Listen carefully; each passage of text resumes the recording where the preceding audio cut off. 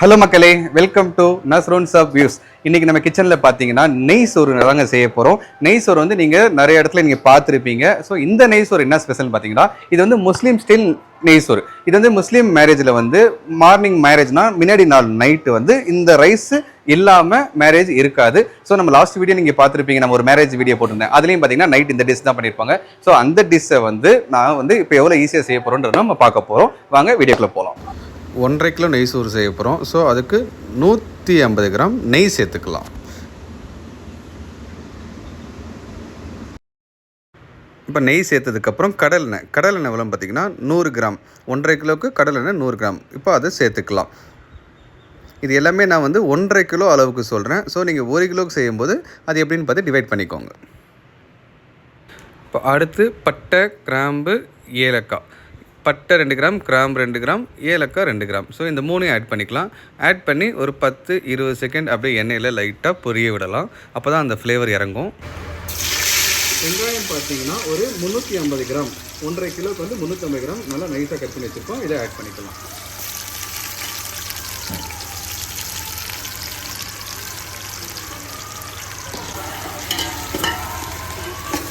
Onion வந்து நம்ம பிரியாணிக்கு ஒரு 80-90% நம்ம இதிலே ஃப்ரை பண்ணுவோம் பார்த்தீங்களா. ஸோ அந்த மாதிரி இதில் வேணாம். ஏன்னா இது வந்து நெய் சோறுன்றனால ஒரு 50% ஆனால் போதும். எப்பயுமே நம்ம சொல்கிற மாதிரி ஆனியன் கொஞ்சம் சீக்கிரம் வெந்து வர்றதுக்காக இந்த டைமில் உப்பு சேர்த்துக்கலாம். சும்மா கொஞ்சம் 1 டேபிள் ஸ்பூன் சேர்த்துக்கலாம். பின்னாடி வந்து நம்ம உப்பு டேஸ்ட் பண்ணி பார்த்துட்டு மீதி சேர்த்துக்கலாம். இப்போ இதுக்கு வந்து 1 டேபிள் ஸ்பூன் சேர்த்தா போதும், சீக்கிரம் வெந்து வந்துடும். நெய் பார்த்தீங்கன்னா நெய் வந்து இந்த சாப்பாடுக்கு வந்து நெய் சோறு. ஸோ நெய் வந்து ரொம்ப இம்பார்ட்டன்ட் இதுக்கு. அதனால் நெய் வந்து நம்ம நார்மலாக சின்ன கடையில் 10 ரூபாய்க்கு அதெல்லாம் வாங்குவாங்க. செக்கு எண்ணெய் வாங்குவோம் பார்த்தீங்களா, அவங்களும் இதை உருக்கி விற்பாங்க நெய். ஸோ அந்த மாதிரி இடத்துல வாங்கி யூஸ் பண்ணிக்கலாம். வெங்காயம் சேர்த்து ஒரு 5 நிமிஷத்தில் நம்ம கொத்தமல்லி, புதினா சேர்த்துக்கலாம். புதினா பார்த்தீங்கன்னா இந்த அளவுக்கு சேர்த்துக்கலாம். புதினா கொஞ்சம் நல்லாவே சேர்க்கலாம். ஏன்னா வந்து இதில் நம்ம ரொம்ப மசாலா போட போகிறதில்ல. அதனால் மென்தால் டேஸ்ட் வரும். ஸோ அதனால் உங்களுக்கு ஒரு பிடி அளவுக்கு சேர்த்துக்கலாம். அதே மாதிரி கொத்தமல்லியும்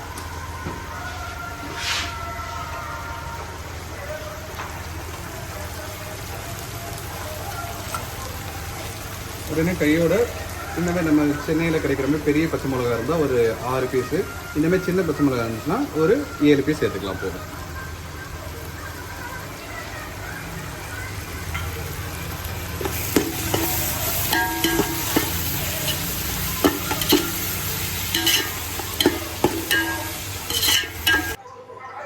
இந்த பதத்துக்கு வரும்போது இந்த டைமில் நம்ம தக்காளி ஆட் பண்ணிக்கலாம். தக்காளி எவ்வளோன்னு பார்த்தீங்கன்னா 300 கிராம் ஆட் பண்ணியிருக்கேன்.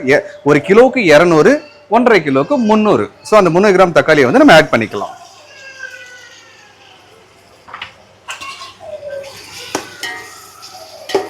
ஆனியன் பார்த்தீங்கன்னா இந்த அளவுக்கு வதங்கினா போதும்.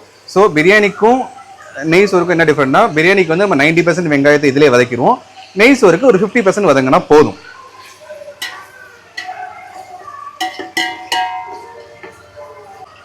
இப்போது இஞ்சி பூண்டு பேஸ்ட்டு பார்த்தீங்கன்னா ஒரு 3 டேபிள் ஸ்பூன் ஆட் பண்ணிக்கலாம். பிரியாணி மாதிரி நம்ம அந்த 150 கிராம் சேர்ப்போம்ல, ஸோ அது சேர்க்க வேணாம். ஏன்னா இதில் லைட் மசாலா தான் இருக்கணும். ஸோ அதனால் பார்த்தீங்கன்னா 3 டேபிள் ஸ்பூன் சேம் ரேஷியோவில் அரைச்சி வச்சிருந்த இஞ்சி பூண்டுலேருந்து ஒரு 3 டேபிள் ஸ்பூன் ஆட் பண்ணிக்கலாம். எல்லா மசாலாவும் சேர்த்துட்டு ஒரு 2 நிமிஷம் அப்படியே தட்டை போட்டு மூடி வச்சுருந்தோம். இப்போ ஓப்பன் பண்ணி பார்க்கலாம்.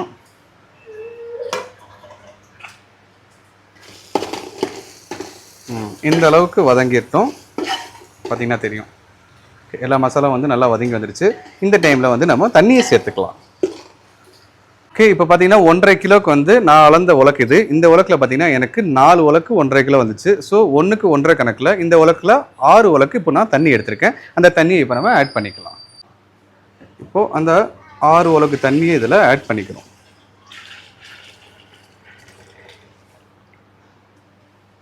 தண்ணியை சேர்த்துட்டு ஃப்ளேமை வந்து கொஞ்சம் ஹையில் வச்சுட்டு லைட்டாக மிக்ஸ் பண்ணிவிட்டு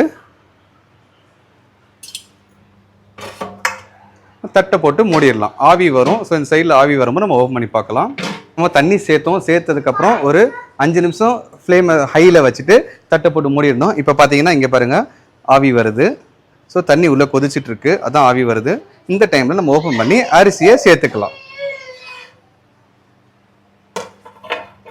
தண்ணி இந்த அளவுக்கு மலமலன்னு கொதிக்கும் போது இந்த டைமில் நம்ம அரிசியை சேர்த்துக்கலாம். சீரக சம்பா அரிசி ஆட் பண்ணிக்கிறேன். பாஸ்மதிலையும் செய்யலாம், சீரக சம்பாலையும் செய்யலாம். ஆனால் நெய் சோறுனாலே வந்து சீரக சம்பாவில் செய்யும் போது தான் அதுக்கான டேஸ்ட் வரும். ஸோ சீரக சம்பா அரிசியில் வந்து ஒரு ஃப்ளேவர் இருக்குது, அது எல்லாருக்குமே தெரியும் உங்களுக்கு. ஸோ அந்த ஃப்ளேவர் வந்து சீரக சம்பா ரைஸ்க்கு வந்து கீ ரைஸ்க்கு வந்து ரொம்ப அட்டகாசமாக இருக்கும். கொஞ்சம் நல்லா மிக்ஸ் பண்ணிக்கலாம். இப்போ அரிசியை சேர்த்த உடனே நம்ம பார்க்க வேண்டிய ஒரு வேலை உப்பு கரெக்டாக இருக்கான்னு செக் பண்ணிக்கணும். இந்த டைமில் விட்டுட்டோம்னா அடுத்து நம்ம பார்க்க முடியாது. ஸோ இப்போ உப்பு எவ்வளோ இருக்குன்னு செக் பண்ணிவிட்டு பத்தலைன்னா நம்ம போட்டுக்கலாம். உப்பு ரொம்ப கம்மியாக இருக்குது, இப்போ நம்ம உப்பு சேர்த்துக்கலாம்.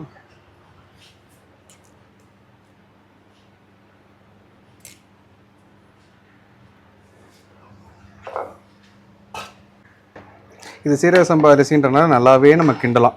பாஸ்மதினா தான் நம்ம பயந்து கிண்ட வேண்டியதாக இருக்கும். ஸோ சீரக சம்பா அதனால் தைரியமாகவே கிண்டலாம்.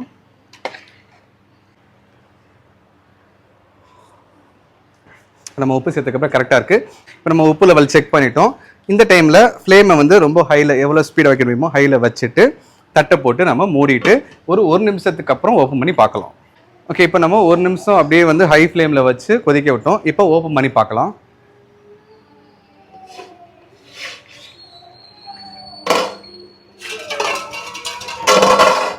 இப்போ பார்த்தீங்களா, 1 நிமிஷம் நம்ம ஏன் கொதிக்க விட்டோம்னா இந்த மாதிரி அரிசியும் தண்ணிக்கும் லெவல் கரெக்டாக நம்ம செக் பண்ணுறதுக்காக தான் அந்த 1 நிமிஷம் விடுறது. இதில் தெரிஞ்சிடும் தண்ணி பத்துமா பத்தாதான்னு. இப்போது 1 நிமிஷம் கழிச்சு நம்ம ஓப்பன் பண்ணி பார்க்கும்போது ரைஸுக்கும் தண்ணிக்கும் லெவலாக இருக்கணும். ஸோ இதில் பார்த்தீங்கன்னா தெரியும் தண்ணி நிற்கிது, தெரியுதுங்களா? இந்த மாதிரி ஸ்டேஜில் இருக்கும்போது நம்ம தம்மு விடுறதுக்கு கரெக்டான டைமிங்னு இருக்கும். நம்ம தண்ணிக்கும் அரிசிக்கும் லெவலாக இருக்குது. இந்த டைமில் நம்ம தட்டை போட்டு ஒரு 15 நிமிஷத்துக்கு தம்மு விடலாம்.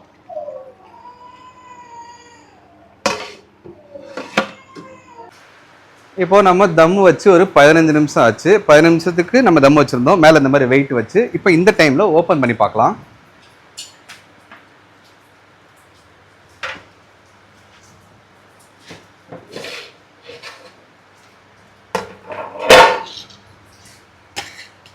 அவ்வளோதான், நம்ம கீ ரைஸு ரெடி. பார்த்தீங்களா, தண்ணி எல்லாமே லெவல் பார்த்தீங்களா கரெக்டாக இருக்குது. ஸோ இவ்வளோ தான் கீ ரைஸ். ஓப்பன் பண்ணும்போதே ஸ்மெல்லு, கீயோட ஸ்மெல்லும் அப்படி அட்டகாசமாக இருக்குது. இந்த சீரக சம்பா ரைஸோட ஸ்மெல்லு எல்லாமே. ஓகே, அவ்வளோதான். இது நம்ம பாய் வீட்டு நெய் சோறு ரெடி. இப்போது இது வந்து பார்த்திங்கன்னா நம்ம குருமா, அதாவது ஆலு குருமா, சிக்கன் குருமா, இந்த மாதிரி மட்டன் கிரேவி, சிக்கன் கிரேவி இதெல்லாம் வச்சு நம்ம சாப்பிட்டோம்னா அவ்வளோ ஃபேண்டாஸ்டிக்காக இருக்கும், சூப்பராக இருக்கும். வீட்டில் அவங்க குட்டீஸ்க்கு எல்லாருக்குமே இது ரொம்ப பிடிக்கும். இதில் வந்து நெய் ஃப்ளேவர் கொஞ்சம் தூக்கலாக இருக்கிறனால எல்லாருக்குமே பிடிக்கும். நீங்களும் இந்த பாய் வீட்டு நெய் சோறை வந்து வீட்டில் ரெடி பண்ணி பார்த்துட்டு எப்படி இருந்துச்சுன்னு சொல்லி கமெண்ட் செக்ஷனில் சொல்லுங்கள். நன்றி.